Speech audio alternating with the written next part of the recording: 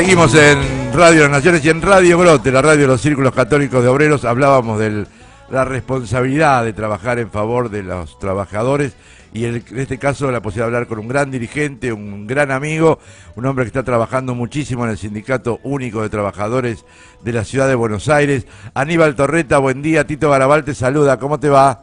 Hola Tito, un gusto hablar con vos y con todo tu equipo. Muchas gracias, Aníbal. Hoy no la tenemos a Mónica Lerose, cuando se entere que estuviste se va a poner celosa, pero bueno, le mandamos un beso. Se ha tomado unos días de descanso merecido, ciertamente, Aníbal. Sí, la verdad que se lo merece porque está en todos lados, como Brutti, ¿viste?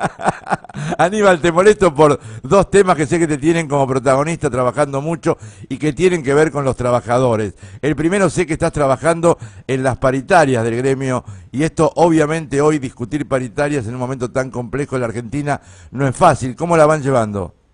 No, la verdad que bien, el secretario general Amadeo Oyente y toda la comisión han logrado una paritaria que creemos importante, no solo por los resultados económicos, sino por algunas particularidades que te voy a contar. En principio se cerró la paritaria del 2018, que había quedado abierta, todavía, digamos, en diciembre del año pasado nosotros decidimos que era importante seguir discutiendo la paritaria del 2018, ¿para qué? Para elevar el piso de negociación para este año 2019. En ese sentido se ha firmado ya un incremento del 4% para todas las categorías del escalafón para marzo, y además un bono de 5.000 pesos. Con esto cerramos la paritaria del 2018, pero se logró algo importante, que fue que para el 2019 se achique el periodo de discusión salarial por la imprevisibilidad de lo que pueda pasar en lo económico. Siempre son de marzo a marzo. Entonces se discutió la paritaria de abril a diciembre, achicando en cuanto a tiempos, debido a que no podemos saber lo que puede pasar. Pero además logramos poner una cláusula gatillo automática, de reajuste automático, que antes no estaba, porque antes había un reajuste que tenía que ver con una renegociación y siempre quedabas abajo. En este caso se hizo un reajuste automático y con otra novedad, con el índice de precios de la Ciudad de Buenos Aires, que supera siempre al índice de precios de la Nación. No sé si fui claro. Clarísimo. Y los montos son un 8% para el mes de abril, un 6% para el mes de julio y un 5% para el mes de septiembre. Pero en julio, si vemos que el índice de precios de la ciudad supera estos montos, automáticamente la diferencia se pone en la cuenta sueldo de nuestros compañeros. Es decir, la famosa cláusula gatillo. Exactamente, la cláusula gatillo que costó sacarla, como también costó sacar el bono, porque bueno, se acordó el 4, pero el bono no, después el bono 3 y no, y bueno, esta cosa de la firmeza que pone siempre nuestro secretario general en estas cosas, y bueno, para nosotros es importante haber obtenido esta cláusula gatillo, debido a que todos sabemos, como decía el general Perón, que a veces los salarios van por la escalera y los precios van por el ascensor, ¿no? Sí. Nunca estamos conformes, siempre queremos más porque la necesidad hoy es terrible, pero imagínate que en esta primera etapa del año, la ayuda escolar que le hemos brindado con los útiles escolares, las carpetas, las mochilas y además el bono de 5.000 pesos, más el 4%, por lo menos te reduce el impacto de dos cosas que quizá teóricamente no se hablan en ninguna universidad de economía, pero en la práctica son el inicio de las clases y la vuelta de las vacaciones, sí, aquellos que se la pudieron tomar, que vienen con el bolsillo agujereado. Y vos sabés que justamente yo veía este fin de semana, o creo que fue o el otro, una solicitada de ustedes donde contaban esto de las mochilas, y yo pensaba, ¿no? Qué bárbaro, ¿no? Los medios no informan, entonces de pronto el gremio tiene que contarlo a través de una solicitada, cuando sería una buena noticia mostrar cómo los gremios solidariamente hacen un enorme trabajo permanentemente en favor de su gente, como esto de las mochilas, que fue lo que me llamó la atención y vi en un diario, ¿no? Por lo menos sí, en uno, no sé si estoy en otros más. Sí, no, nosotros tomamos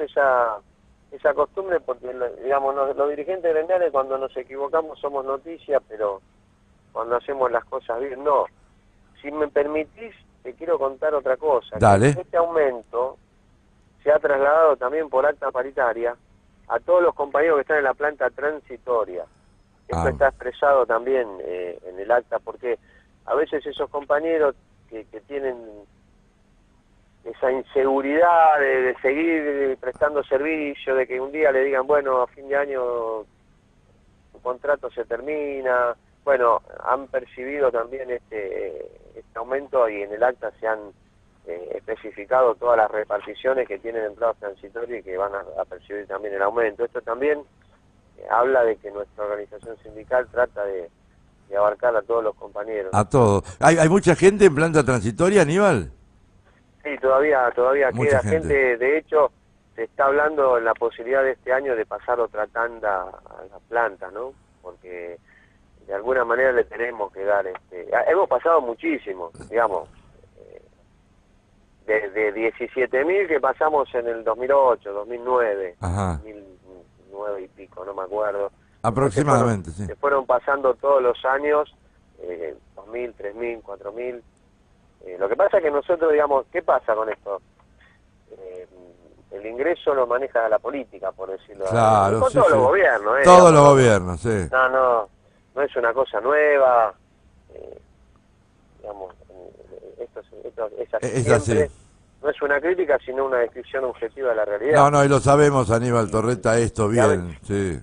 A veces te enterás, bueno, hay ingresaron tantos en tal lado, y bueno, uno se empieza a ocupar de ver de qué manera los puede integrar, los puede ir conteniendo y dándole una solución a su... Un acompañamiento al trabajador que ya, bueno, es bueno que haya conseguido trabajo más allá de los medios, ¿no es cierto? Pero lo bueno es que tenga trabajo. Aníbal, el otro tema que te quería consultar es porque vos me decías en esta semana que tuvieron una reunión en la CGT junto con Héctor Dae, donde recibieron a gente de manera muy particular, yo diría en un gesto muy lindo que tiene que ver con la comunión. Aníbal, contale a los oyentes de Radio Grote, en Clave Grote, ¿en qué consistió ese encuentro? Sí, la CGT recibió en la fecha aniversario, digamos, del atentado a la Embajada de Israel, sí, a las autoridades de la Embajada y a víctimas del atentado que han sobrevivido, ¿no? Sí.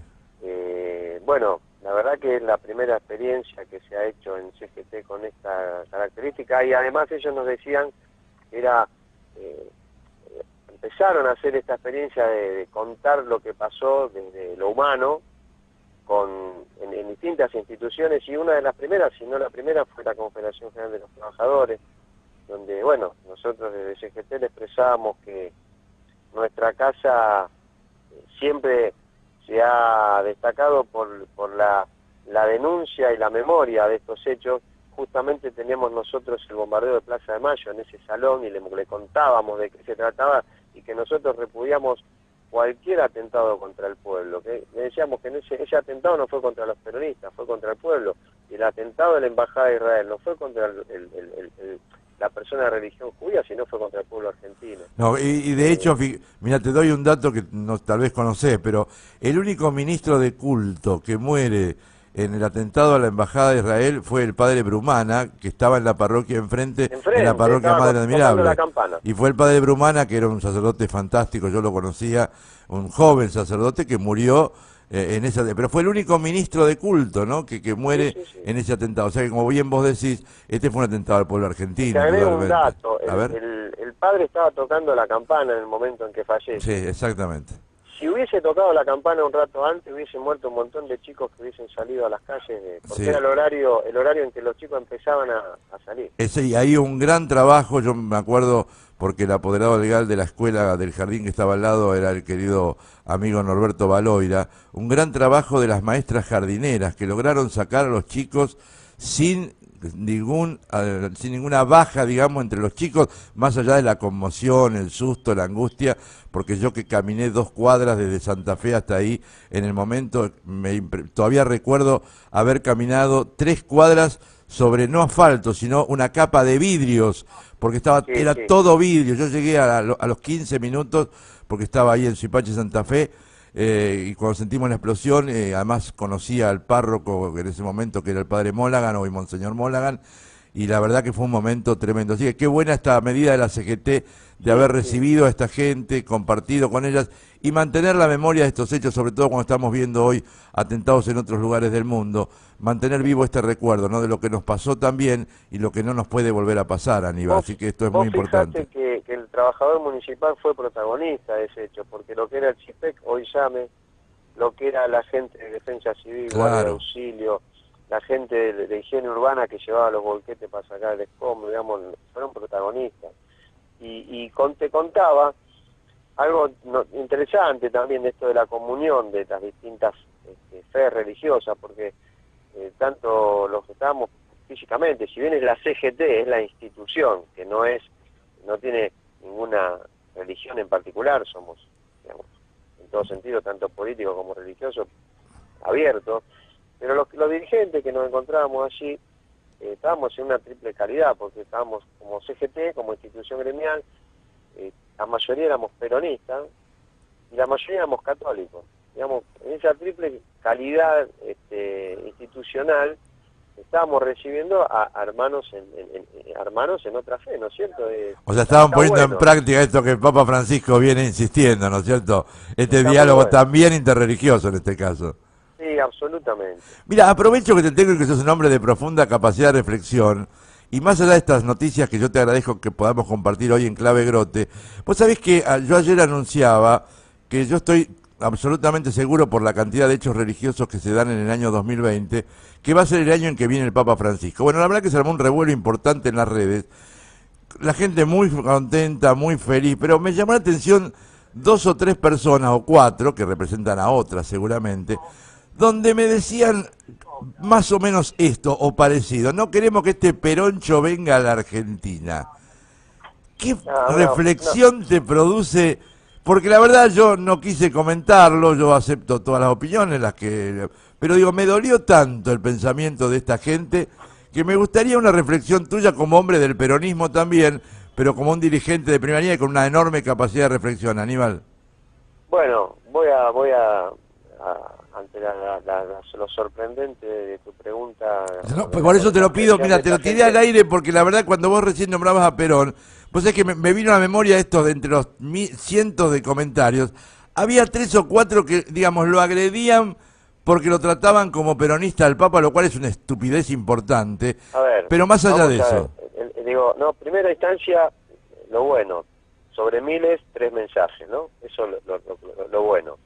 Lo segundo, una persona que representa 1.300, no sé cuántos somos los católicos. 1.300 y pico de millones. 1.300 millones de seres humanos católicos, y un papa que no solamente representa a los 1.300 millones de católicos, sino que representa un papado que busca la unidad de las religiones monoteístas que buscan la paz en el mundo.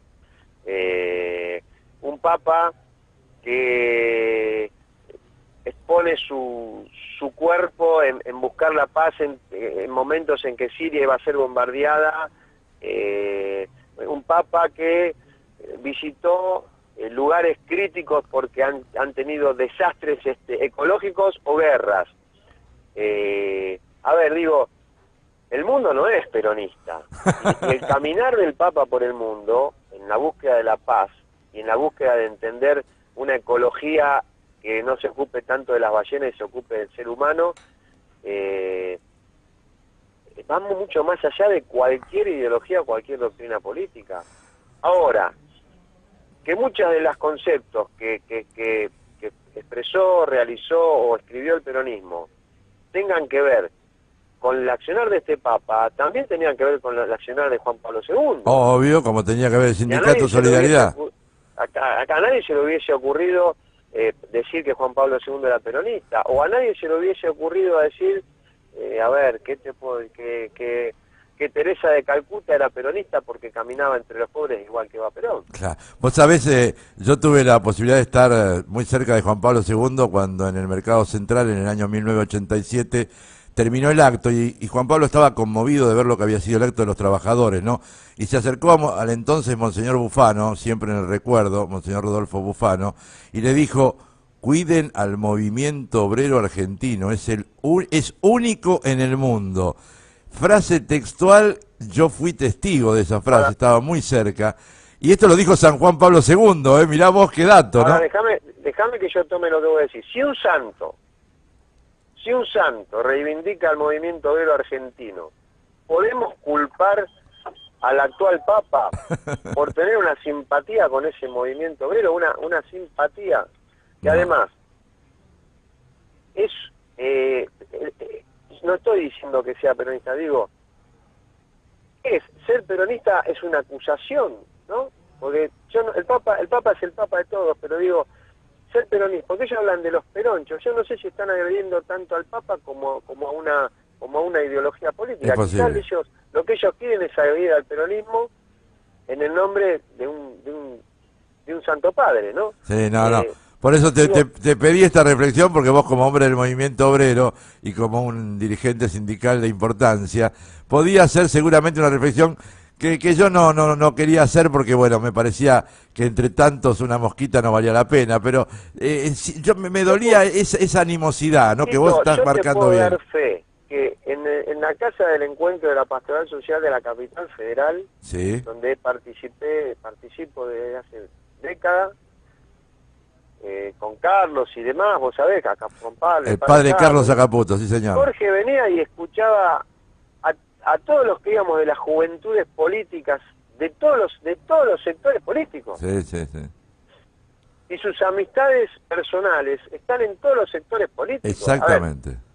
Entonces, si la gente vuelvo a repetir, si vos lees la Laudato Si, ¿encontrás coincidencia con el discurso de Perón a los pueblos del mundo en cuanto a una ecología que integra al ser humano? Sí, y sí. El Papa busca la justicia social, el peronismo también, y qué sé yo, el Partido Laborista Británico calculo que también. También. Y a mí no se me ocurre ver al Papa, digamos, votando al Partido Laborista Británico, ¿viste? Señor Aníbal Torreta, le agradezco todo, las noticias, el trabajo, las buenas noticias, el compromiso que tiene el sindicato para con sus trabajadores, el haber compartido esa reunión en la CGT y sobre todo esta reflexión final que también nos ayuda y habla de la valía de un gran dirigente y un querido amigo, el señor Aníbal Torreta. Un abrazo grande, Aníbal, lo dejo que siga trabajando, sé que tenía un día bravo y gracias por este tiempo que nos has regalado hoy en Radio Grote. Una